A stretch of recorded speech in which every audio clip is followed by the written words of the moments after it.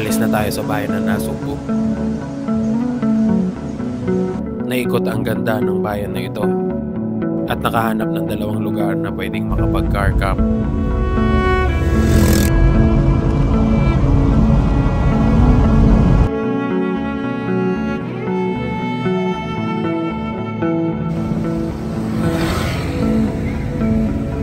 At ngayon, may pagsapalaran naman tayo sa bayan ng Lian. Ito po isa sa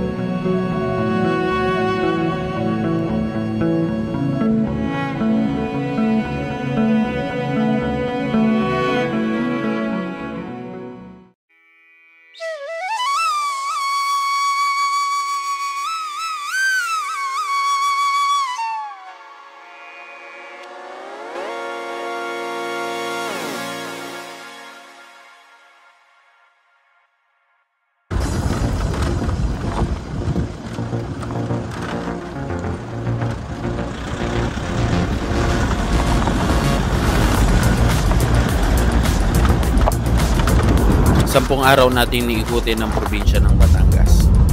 Sa series na ito ay mapupuntahan natin halos lahat ng campsite at tourist attraction dito sa Batangas. Iba't ibang bayan kada araw at iba't ibang matutuklasan. Itong paglalakbay na ito ay hindi normal na travel adventure tulad ng iba. Maghahanap tayo ng camping site at makita ng personal ang mga bayan na hindi pa natin napupuntahan. Iikutin natin itong probinsya ng Batangas sa ibang pamamaraan.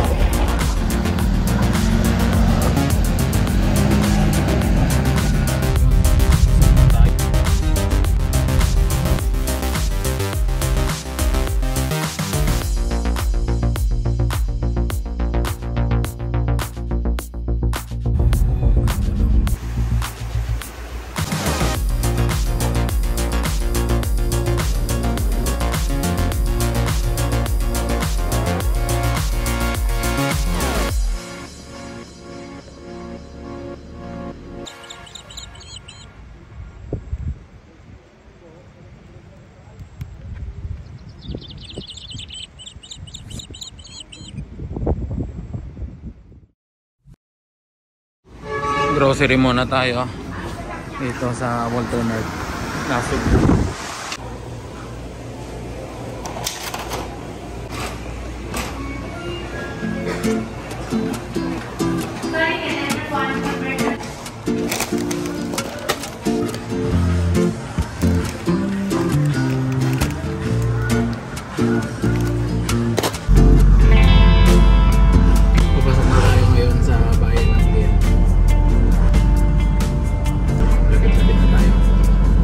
Mula sa bayan ng Nasugbu, kasi napakalapit lang ng bayan, yung sentro niya. 15 minutes, 10-15 minutes dito ka na, sa Lian ka na.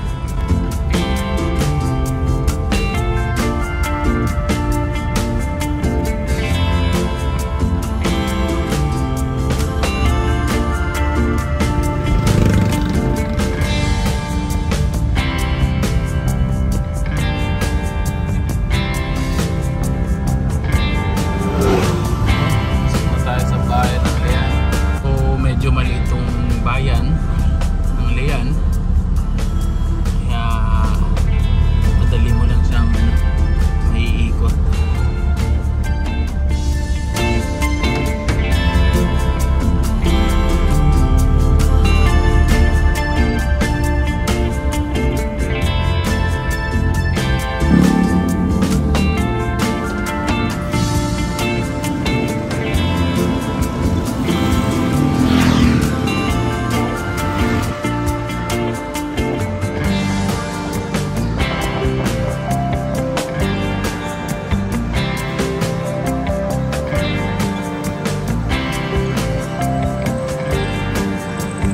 pinakasikat dinadayo talaga dito sa Lian. Yung iba nga hindi alam na dito pala sa bayan ng Lian yun ay ang dagat ng Matabungkay. Yan. Mga floating cottage. Yan talaga yung pinupuntahan dito. At noon pa man sikat na, siguro 80s, 70s, sikat na yung Matabungkay.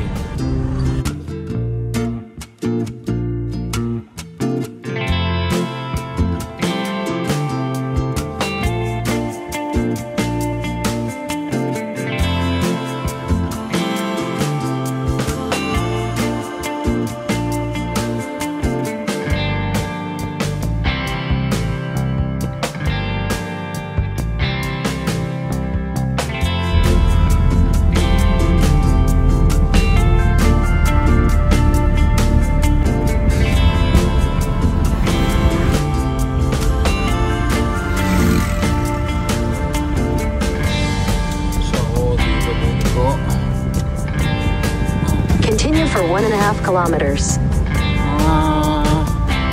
Mga 20 minutes pala.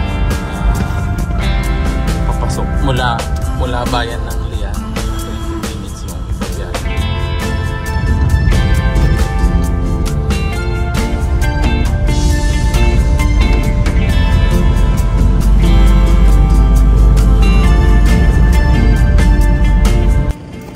Tanong lang. So, nagtanong tayo. May tinuturo kasi ni Waze, ni Maps, Google Maps. Dito diretso. Dito daw pala ang daan sa kabilang baryo. Private daw to.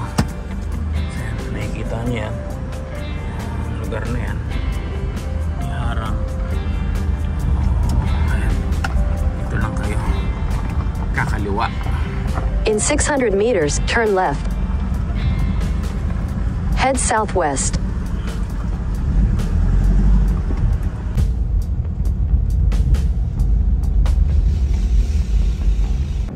Daming signage dito, paliko dito. Pero hindi ko sure, hindi nakalagay yung Punta Nili. Parehas lang pala. So may daan din doon, may daan din pala dito. Naligaw, tanong-tanong na lang. At mukhang dito na tayo magtatanong-tanong.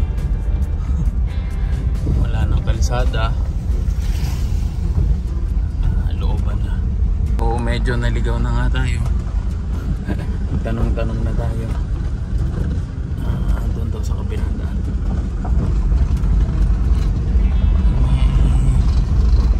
Ito, end of road na kasi ito eh.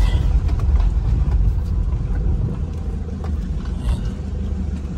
So dito daw yung may Cabina this way, Crista Paye.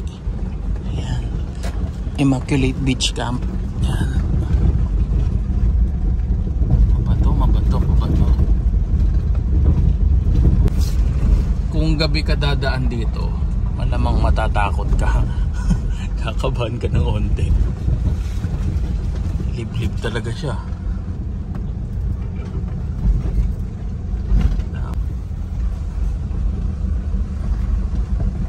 Mahirap nga yung daan sa lubungan. Yun. Dito ba yung papunta Nilia Beach Resort? Padiretso lang dito? Ayan, kalsada yan, isang diretso lang yan.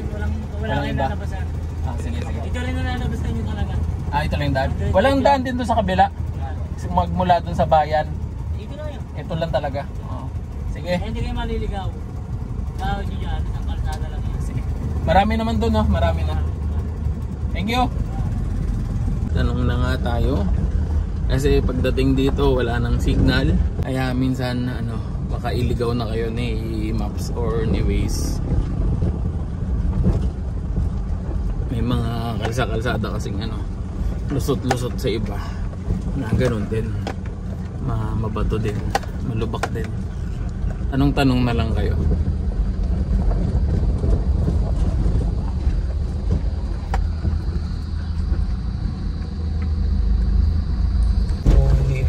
magaan doon sa kabila. Turn right. Ito yung lusot sana sa kabila. Subdivision ata. Slight left, then turn right.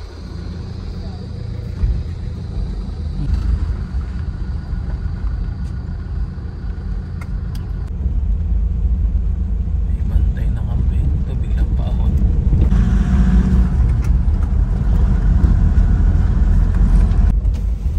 Off-road talaga. Naku po, malalalim. May hirapan yung sedan dito.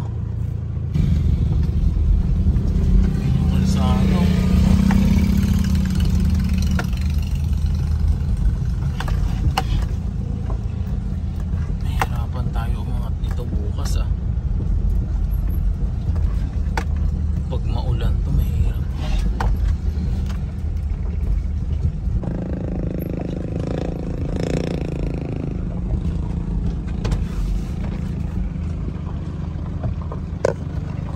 Hirapan tayo nito bukas. Bumalik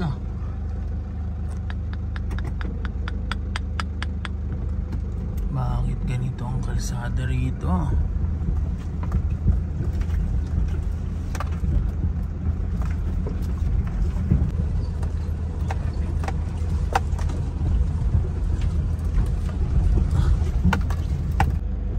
Ito isa sa mahirap na kalsada siguro. Bukas. Mahirapan to ahunin bukas. Tatapon yung mga gamit.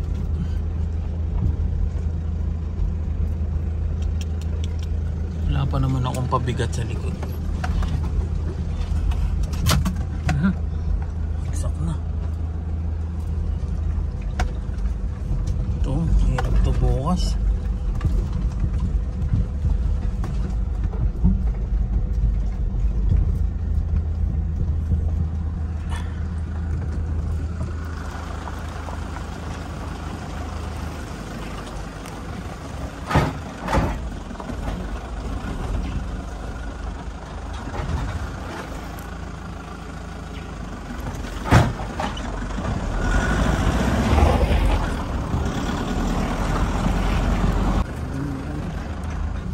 Agagay, hirap ng daan. Yun, nakarating na tayo sa coastline. Yung dagat na. Ay, ito mga kubo-kubo na. Pwede na to dito magstay. Tingnan natin sa unahan. Kung off-roader ka, off-road 4x4 yung dala mo, eh, may enjoy mo dito. May onting trail. Oh, ito yung El Paye. Grabe. Okay. Hapon po. Ito po yung El Paye.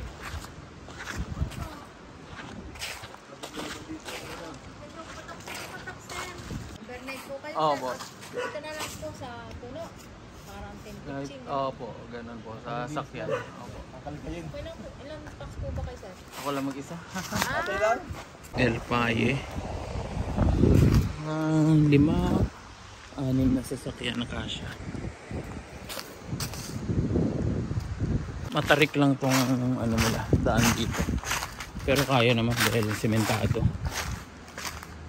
Pitik lang ng buwelo to, kaya nito. Primera lang. Hayaan mo lang kumapit yung gulong. Tapos gapang.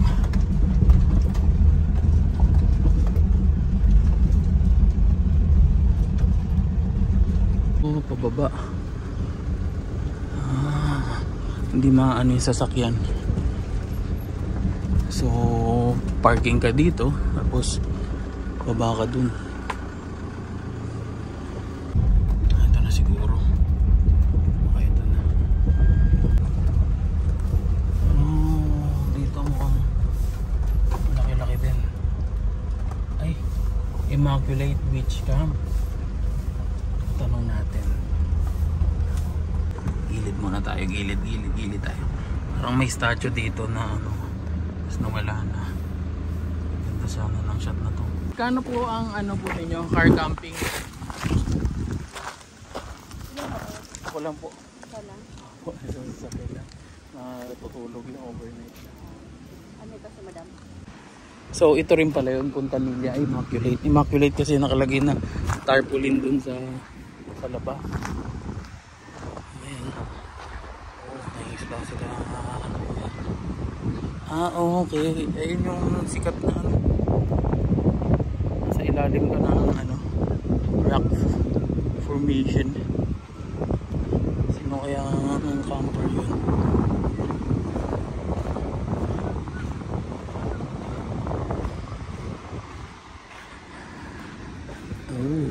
Low tide, kaya ayan ang tubig, pa sunset na. Babait ng mga aso dito pinapakain to malangaw. Panay dila yun. Tatanong ko lang po magkano po kaya ang ano dito sa inyo. Para kailan po ba?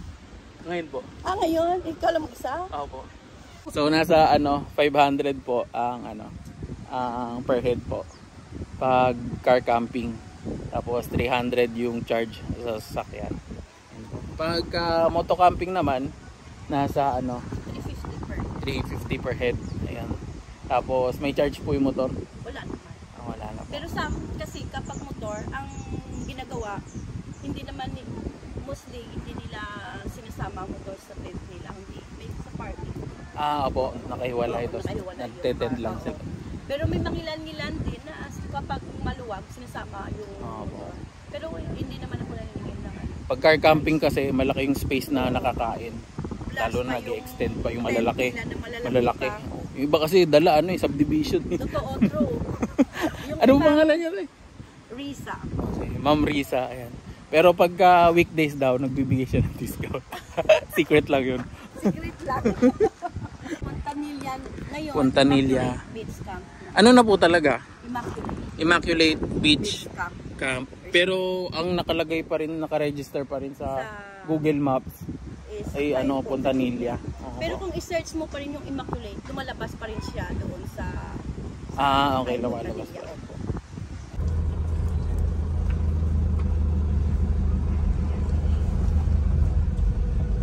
Mariluz Beachfront. Medyo masigip. Lapaspas. Ito na po yung Lapaspas. Maliit lang. Paspas campsite. Ito. Dalawa. Pag malaki-laki, dalawa lang. 3 sasakyan.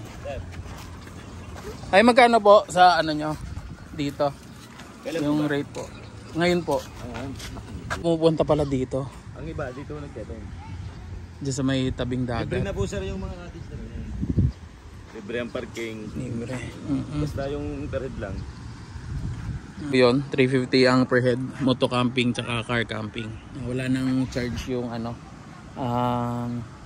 parking area. Yan.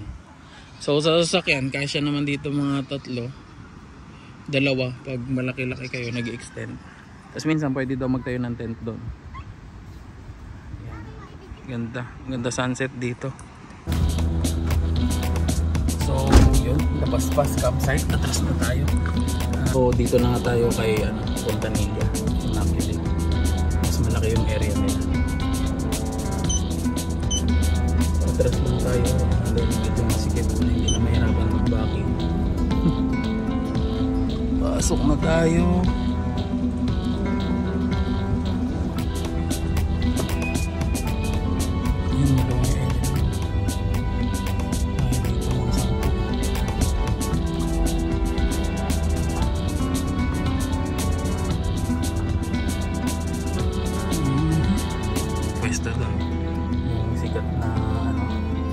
Kuweba. Sikat yan dito. Madaming mga nagbo-vlog na dyan pumipwesto.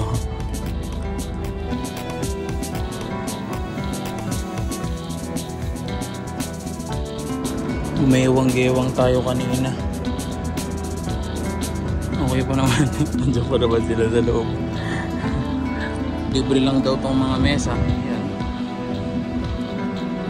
Kasama na yan. So hiniram ko na tong isa para Hindi na ako magbuo ng mesa. Nakapagod na mag-assemble. Laging ganito. Pagka ano, araw-araw ganyan. Ngayon lang ho, nung nakaraan na linggo, walang low tide. Ay, hindi High nag-low tide. Ang lakas ng alon eh.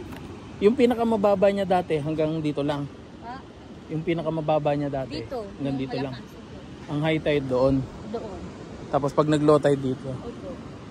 Nung ano siya, nung bunagbagyo nung nakaraan. na Yung linggo. bagyo. So bihira lang na ano na ganyang kababa na umabot diyan. Opo. Ah. Oh, ito yung CR nila. Tapos may lababo.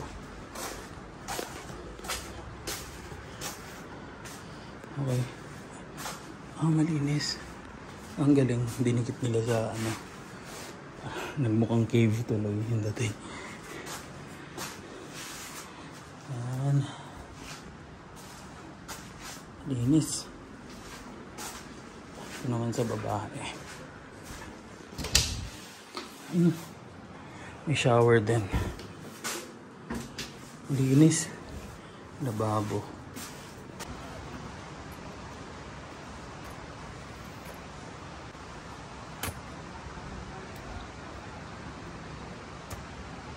Tatlong beach camp resort ang pwede mong puntahan dito. Yung El Paye, tapos itong Puntanilla, tapos yung kanina yung La Paspas. Ito yung mas malaki, yung Puntanilla.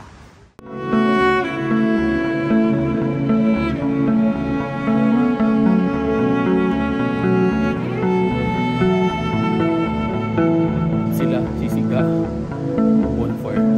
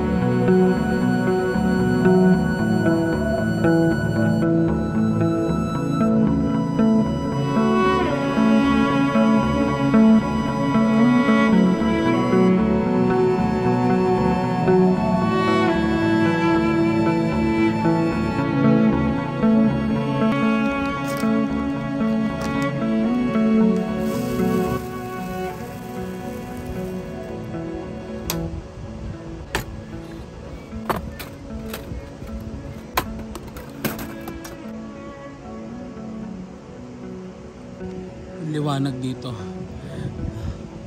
Talagang ayan o. Hindi ka madadama sa liwanag. Iba daw na mga camper ayaw ng madilim. Gusto ko pa naman yung madilim. Kaya pinapapatay ito. Pwede mo naman ipapatay yung mga maliliit na bumbilya dyan.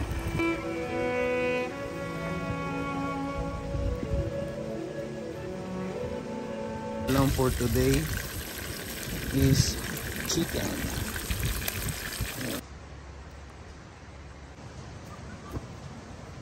Pagod for today's video.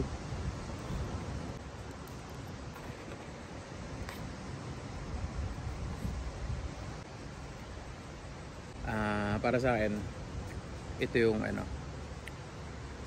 best or una. Dahil malawak, malaki. Yun din, yung presyo halos parehas lang naman din sa kanila. Plus yung plus na din yung entrada, medyo maayos, hindi matarik. Dahil dun sa El Paye, medyo matarik. Do kaya naman, kahit sedan kaya naman. Yun nga lang ano, yung lugar nga lang nila medyo maliit. Pero pwede na. Pwede na. Hindi naman tayo maarte sa mga ano. Pero itong Fontanilla pwede sa mga ano, yung mga maaarte o masiselan.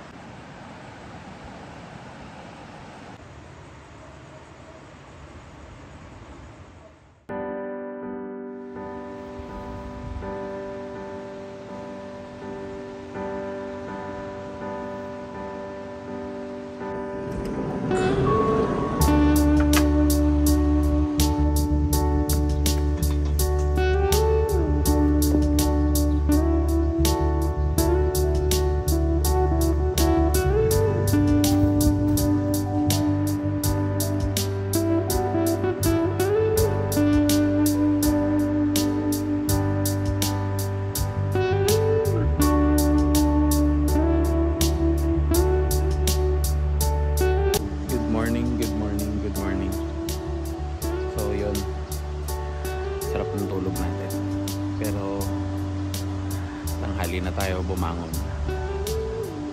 Umulan pala kagabi, kaya naputol yung tulog natin. Medyo napaisip ako, kinabahan ako ng konti, baka kasi mahirapan ako sa pag-uwi mamaya dahil sa kalsada, yung kondisyon ng kalsada. Pag nabasa, maputik, kaya sana ano, okay naman, makauwi tayo mamaya, makalabas tayo dito. Kanina po mataas yan, dahil nga tanghali na, kaya bumaba na ulit. Maganda tong lugar, at isa sa kinaganda doon, walang signal. Dun sa bato daw na yan, dyan daw sa gilid may signal, pero dito mahina yung signal. Globe, Smart, dito SIM, hindi ka mapapa-online. Puputulin mo muna yung connection mo sa online world. Mumuni-muni, tutulala. Enjoy mo lang yung beach vibes.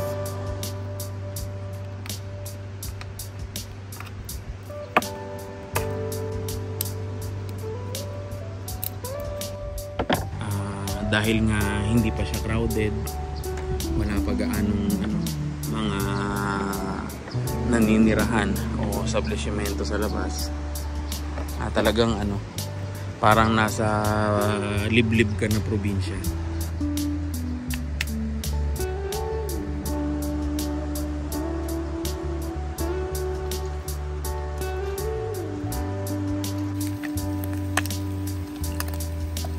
Fried rice a la pobre.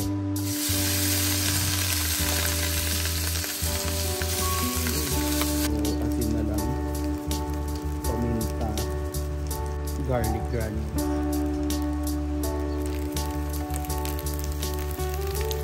Yan. The foods are ready. Pasok mo dito, walang mga 7-Eleven or Alphamart dito. Kaya mas maigi na dala mo na lahat, bit-bit mo na lahat. Though malapit lang naman yung bayan, 30 minutes. Pero yung daan mapapaisip ka na bumalik dahil dun sa daan. So ganun, dala mo na lahat.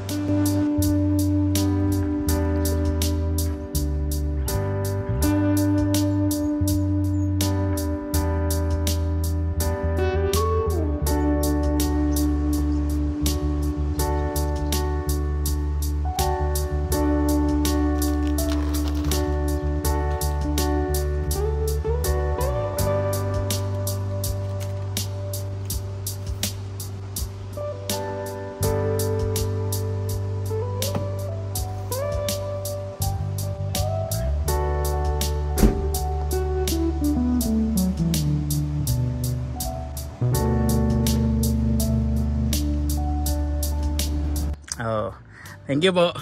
Ingat po. they're planning to have a podcast and YouTube maybe soon. We're going to share this man's. We're going to share this man's podcast on Facebook because he's a nice, very, very nice man, and he helps us. He gives us a little bit of advice. He's a kind guy. In fact, I asked him, "Can we go away camping with him?" And he said, "You can come with us." Of course. Yes, sir. See you later. Okay, sir. Thank you, sir. Thank you, ma'am. Thanks. And they're planning to be van lifer. Okay po. Sir Robert, a camper from England. He's a boxer. Ito ako nag-English. Ayun, nag-ikot-ikot sila ngayon. Bakasyon daw, bagong kasal. In-enjoy nila yung Philippines. So tayo pa uwi na. Magpapaalam na rin tayo kina ma'am. Sige po ma'am. Ang ganda po ng lugar nyo. Thank you po. Thank you po. Sige po. Thank you po. Ayan. Is na tayo. Sana okay yung daan. Sana kayanin natin.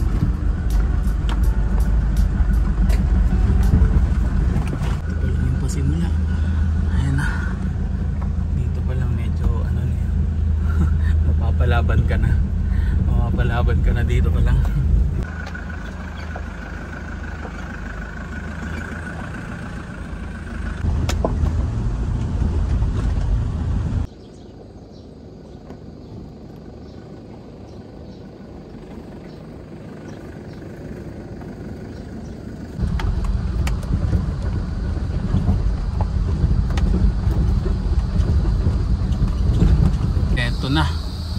Ito na yung medyo matarik.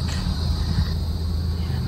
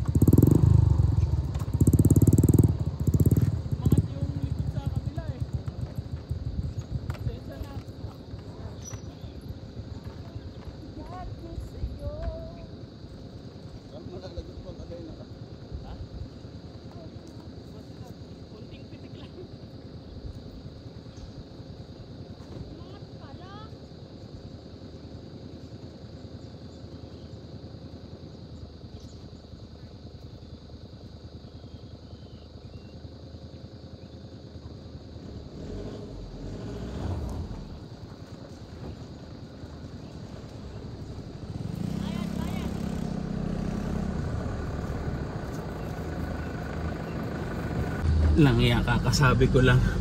Buti may tao ko, ako lang mag-isa nun. Ito pa, malalim. Ang problema kasi na akin, diba? Ayan. Hindi kaya.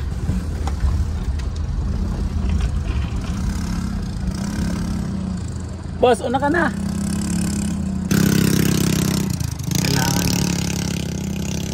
Kailangan buwelohan. Ang problema kasi ng saban, sa likod lang yung yung ikot ng gulong. Tapos magaan ako, walang bigat doon sa, o walang puwersa doon sa likod ng gulong kung saan yung umiikot.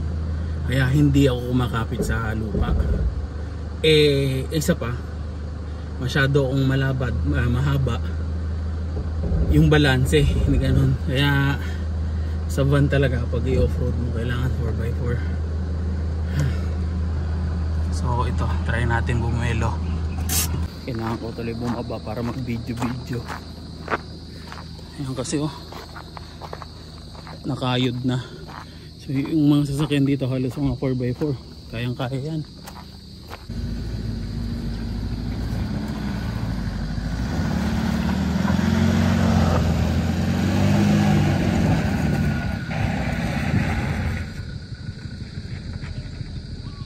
May isa pa dito ang paakyat, pero nakasemento naman, kayang kaya to. Oh, grabe yun. Rough road.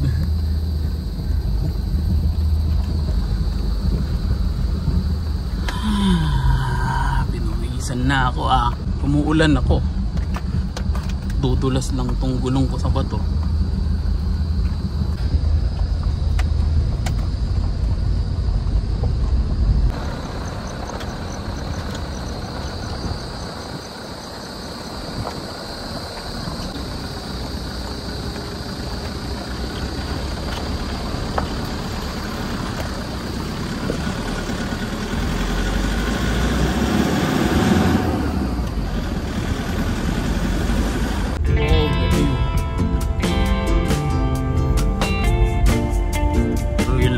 Na part.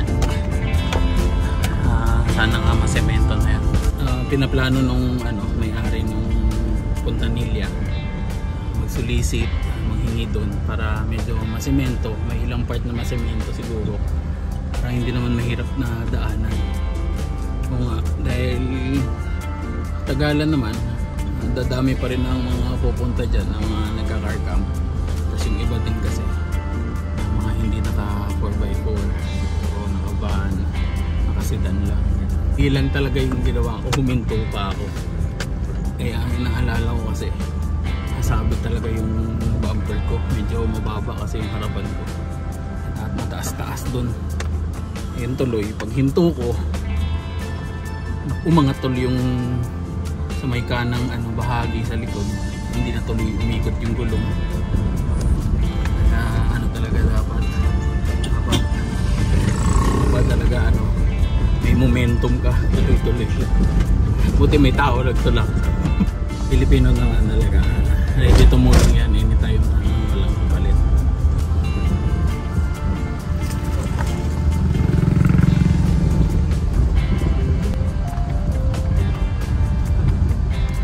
Okay.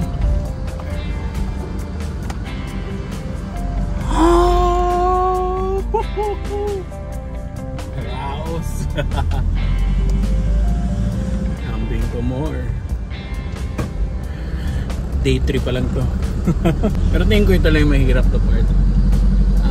Sunod na medyo off-road, walang kasada, mga walang kalsada, Lobo tsaka San Juan. So yun, naabot tayo doon. Ito ay para sa ngayon pa lang pala nakapanood. Ito ay day 3 ng aking pag-iikot sa Batangas, probinsya ng Batangas. 10 araw tayo mag-iikot. Pupuntahan yung mga tourist spot, tourist attraction, at maghahanap ng mga camping site, yung mga sikat at yung mga hindi pa siguro kilala. Maghahanap tayo ng mura na pwedeng mag car camp, beachfront. Para sa ngayon pa lang nakapanood, nakabisita sa aking channel, ako'y nag-iikot sa Pilipinas gamit ang van na ito, car camping, van life. Goal ko mapuntahan lahat ng mga bayan, syudad sa Pilipinas, ikutin natin buong Pilipinas. So nakapag-ikot na ako una, yung Philippine Loop kung tawagin. Check nyo po sa channel ko, andun yung mga content, mga vlog, series of vlog, ang aking Philippine Loop. Highway na tayo. Ito, papunta na tayo ng Calatagan.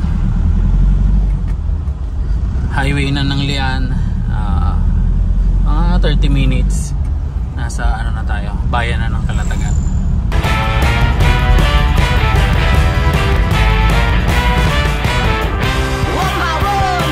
Punta na tayo ngayon sa bayan ng Calatagan.